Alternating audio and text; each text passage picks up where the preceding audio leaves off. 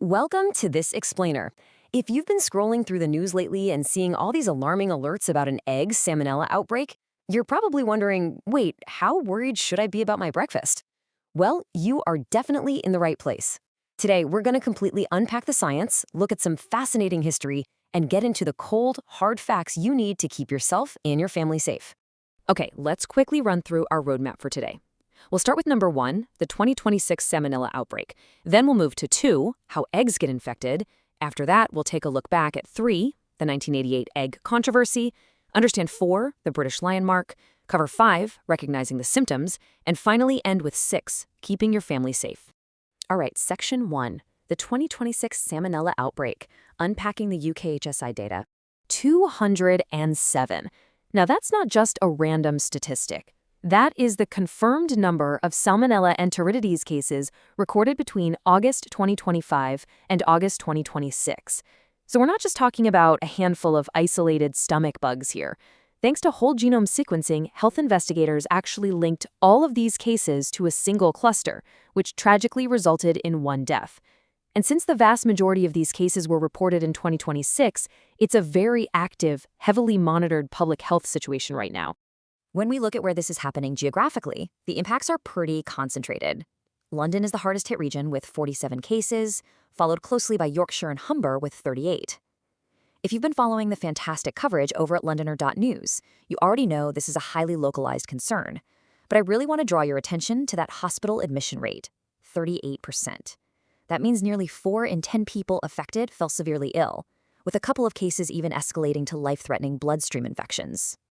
So the big question, where are these infections actually coming from?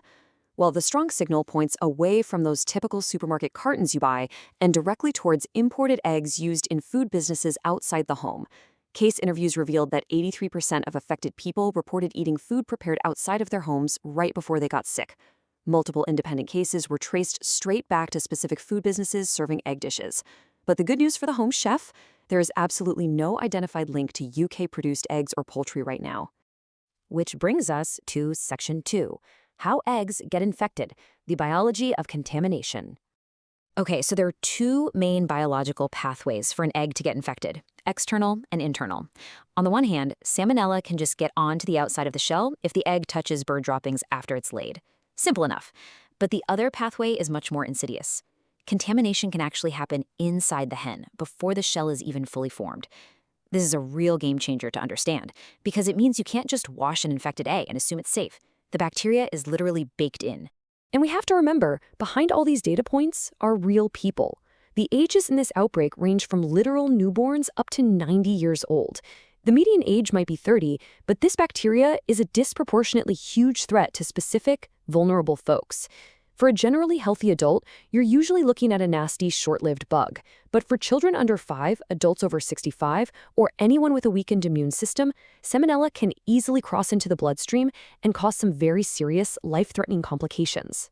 Moving on to Section 3, the 1988 egg controversy, a historic scandal. To understand why British eggs are generally so safe today, we really have to rewind back to the late 80s. Salmonella Enteritidis cases had been creeping up for years, but the whole thing completely exploded in early December 1988 after just one single television interview. Literally overnight, consumer trust evaporated. Sales plummeted by 60%, the farming industry was in free fall, and by December 16th, the political pressure forced a massive resignation. The spark that lit the powder keg was this exact statement from Junior Health Minister Edwina Currie. She went on TV and said, "Most of the egg production in this country, sadly, is now affected with Salmonella."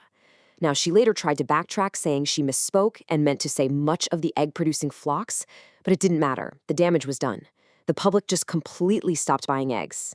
400 million. I mean, that is just a staggering number. That's how many eggs had to be destroyed because the industry was hemorrhaging £5 million every single week. 4 million hens were slaughtered. The government had to jump in and pay millions in compensation just to stop the entire sector from going totally bankrupt. It took a full 25 years for egg sales to bounce back. But, and this is crucial, out of that absolute catastrophe, a revolutionary safety standard was born. Let's look at Section 4, the British lion mark, the industry's solution. You know that little red lion stamp you see on your eggs? That's not just marketing. It's actually a rigorous, scientifically backed guarantee of hygiene. Launched in 1998, exactly a decade after the scandal, the British Lion Quality Code of Practice made it compulsory to vaccinate all hens producing lion eggs against Salmonella. It completely overhauled the system, bringing in unannounced independent audits, stamping best before dates right on the shell, and ensuring full traceability from the farm to the packing station. And it worked beautifully. Today, over 85% of all UK eggs are produced under these strict, world-leading protocols. This is exactly why the 2026 outbreak we're seeing right now is isolated to imported eggs. The domestic supply chain learned a very hard lesson back in '88 and heavily fortified its defenses. Which brings us to Section 5, recognizing the symptoms, medical advice from the NHS. Let's say you do accidentally consume contaminated food. What happens next? Well, you'll generally start feeling ill anywhere from 12 to 72 hours later. You're going to be facing some pretty unpleasant gastrointestinal symptoms: diarrhea, stomach cramps, nausea, vomiting, maybe a fever. For most people, this usually clears up on its own within about a week. The absolute most vital piece of advice here from the NHS is to prevent dehydration. Take small sips of water or squash, rest up, and only eat when you really feel up to it. But here's the critical question, right?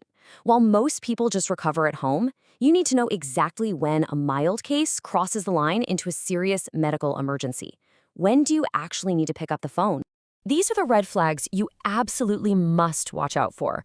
You need to call 111 if you're dealing with a baby under a year old, if someone is showing signs of severe dehydration and can't keep fluids down, if you see bloody diarrhea, or if the illness lasts longer than 7 days. But you need to dial 999 or go straight to A&E for these specific symptoms: bloody or green vomit, a stiff neck combined with pain when looking at bright lights, sudden and severe tummy aches, or any difficulty breathing. Do not wait around with those. They are immediate emergencies. Finally, Section 6, keeping your family safe. Actionable FSA guidelines. Let's turn all this data into some practical, actionable steps for your kitchen. By following these 4 straightforward guidelines from foodsafety.gov, you can drastically cut down the risk of cross-contamination. 1. Keep your eggs properly chilled in the fridge. 2. If you're cooking for anyone in those vulnerable groups we talked about, make sure both the yolk and the white are totally firm. 3. Wash your hands and surfaces constantly. And 4. I know it's tempting, but absolutely do not eat raw cookie dough or cake batter if it's made with raw eggs. Bottom line, sourcing really matters. Always check the packaging. The Food Standards Agency specifically advises that infants, pregnant people, and older adults should only ever eat runny or raw eggs if they carry that British Lion mark we discussed, or the Laid in Britain assurance. You want to make sure your family is eating eggs shielded by those strict vaccination standards. We all rely heavily on complex global supply chains for the restaurants and cafés we love. But as this current outbreak perfectly illustrates, understanding exactly where your food comes from is more important than ever. If you want a really great deep dive into how this specific outbreak is impacting local communities, I highly recommend checking out the reporting over at londoner.news. So I'll leave you with this to think about. How do we balance enjoying simple, everyday staples with remaining vigilant about the global origins of our food? Thank you so much for joining me for this explainer. Stay